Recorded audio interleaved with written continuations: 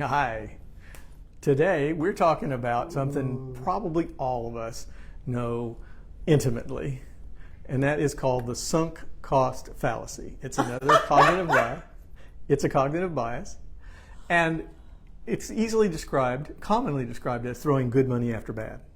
Oh, we have done that, baby. While we refuse to cut our losses. Yeah. Very common. We've all done it. I mean, it's natural. So what makes it irrational, what makes it a fallacy, is that we are looking at unrecoverable costs, things we can't get back, right? And as a reason to spend more, to invest more, or put more time in, whether it's time Stock or money. market. Oh, listen, it's a lot. Yes, stock market is one. So that we've talked about that, and it's, since you brought that up, it's very closely related to another cognitive bias that we've talked about called the loss aversion bias. Yeah, I know that one. We don't. It's more painful. It's about twice as painful to take a loss as it is to win, as it is pleasurable to win. So people tend to look at they want, if they're going to put $1 in, they want to get $2 back, or they don't want to do it because of that imbalance. I mean, it's been studied. That one's been studied a lot. Sure. So has this one. I mean, there were articles everywhere about the sunk cost fallacy, from Investopedia, which is one of my old favorite sites from my investing days, to Wikipedia. Had a bunch, but anyway, there's a long list of sources that I'll include. Okay, here's one example. Okay. Just let me restate.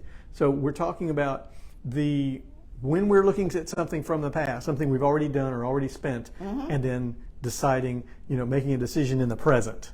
So it's kind of the past versus the present in this thing. Okay, so here's an example. People order too much food. More, they call it eyes bigger than their stomach, right? Right. And then once it's in front of them, they feel like they have to eat it to get their money's worth. That's can because go boxes? Well, I have. Good. And that's how I do it. But okay, another one: relationships. Oh yeah. I'm guilty. Yeah. People will stay in relationships longer, because that aren't working for them, because they've invested too much time to leave, or they'll be embarrassed, and I think that's the key is there's this fear of how you'll look or how you'll feel, or maybe FOMO, there's another phrase, the devil right? Yeah. We talked about that a little bit. So that uncertainty will put up with something that's not working, that we've already, that's because it's familiar rather than going to something that's unfamiliar. So there's another cognitive bias that's connected. Yeah. Oh, we've done them all. Heck yes, we're not perfect.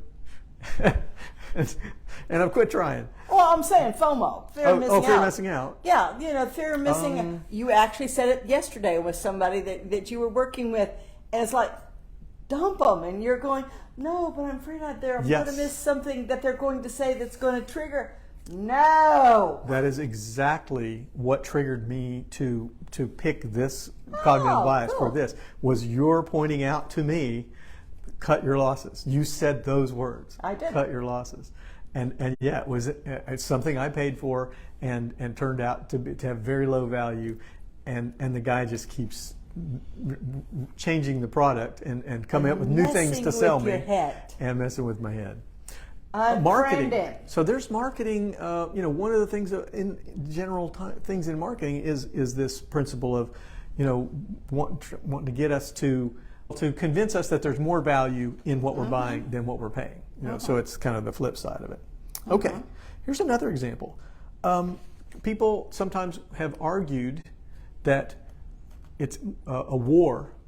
I can think of the Vietnam War must be continued, because so many, if they don't continue the war and to a victorious conclusion, they've wasted all those lives. All the lives that were lost have been wasted. And all the money and all the effort that we made to save something. Yeah, we happen to live through one of those, right, in our life. Like several. But it's been argued. Okay. a very famous example. In fact, it's so famous that this fallacy, this sunk cost fallacy, has also been called the Concorde fallacy. You remember the Concorde jet? Oh, heck yeah. The supersonic jet that went two times the speed of sound? Oh, yeah. Well, the French government, the British government, and like jet engine makers in both countries all went together for this project to build the Concorde. Okay, they had an estimate of what it would cost to build. Before they'd finished building the planes, the cost overruns were so big, they already knew it wasn't going to be profitable. They'd never make a profit. Right. And they went ahead and built it anyway. Oh, yeah. And the first time there was an accident, they cut. Well, that was the sunk cost fallacy in action. They'd already spent so much and put so much time into it, they were going to go ahead and build it even though they knew it wasn't going to ever make money. That's interesting. Individuals and scams. Yeah. My father got caught up in one of those. Yes, an investment scam that promised, huge returns and just, they ended up breaking it. Just keep putting more in and more in and more in. So they'll keep putting in time and money and emotional energy into a project, despite that. I've got a bunch of notes here. Despite doubts, they've got some doubts, right? There's hints there. But they don't want to. You're sending a plane for them. They don't want to admit it. Oh heck no! No, that was an ego thing. Okay, so that's one type of scam. What about the love letters and Facebook, whatever, the relationships that get started from I want to say a lonely woman. It falls prey to a man in another country, someone pretending to be this guy, and there's nobody behind it, it's just a scam to extract money. I think catfishing is part of the name of that. But so that's another kind of scam. Psychic advisors. Oh yeah, we don't want to leave mom out of that. Oh no. Lots of money on that one too. So those are some examples of scams where somebody falls into it and then they don't want to admit they've been fooled. Yeah. Okay. And so they stay. They continue to hope. Or they stayed in a business that was dying but they were going to do it because they didn't know what else to do. Okay. So how does this? It's in many cases it's trying to get even. It's trying to get back to, and you mentioned the stock market. So that where that can happen is, we bought a stock at $50 and it fell to $40. Well, we think it's going to go back up, and so then it falls to $30, and at some point it falls enough that it feels like there's no point in cutting your losses. It can't go it just can't go any lower. And of course, we've seen, companies get delisted all the time, so it can go to absolutely go to zero. Apple is the only one that I know of the turnaround. It was went for $5. a rare exception, and so okay. So how does this affect small business? Because we're focused on business. Yeah. Okay. Well, think about that Concorde. Businesses buy equipment all the time. Or they expand into another location, or they want to create a new product line. Okay. I actually fell into it a little bit when I was, promised some expansion in a project I was in, and I hired help ahead of needing them, and then I had a sunk cost. And I kept them longer than I needed to. So I confess again to falling prey to this. But if those decisions turn out to be mistakes, it's important to recognize it and look at it in the present moment, and say, okay, is this working? And if it's not, then cut your losses. And understand it, and to realize what it is that you're, what the emotional toll as well as the financial toll. Oh, you're setting me up so perfectly. I am. I do. So pride, because I've never read this, disguised as protecting our image. Yeah. Okay, is part of this. That we're why that decision would be delayed. Right. Okay. Now another business cost, another side of the business, rather than not coming from the owner, but employees. An employee that's unhappy in their position, they may have been there for a while, right? And they've become unhappy. They're who knows? It may be related to the job. It may not.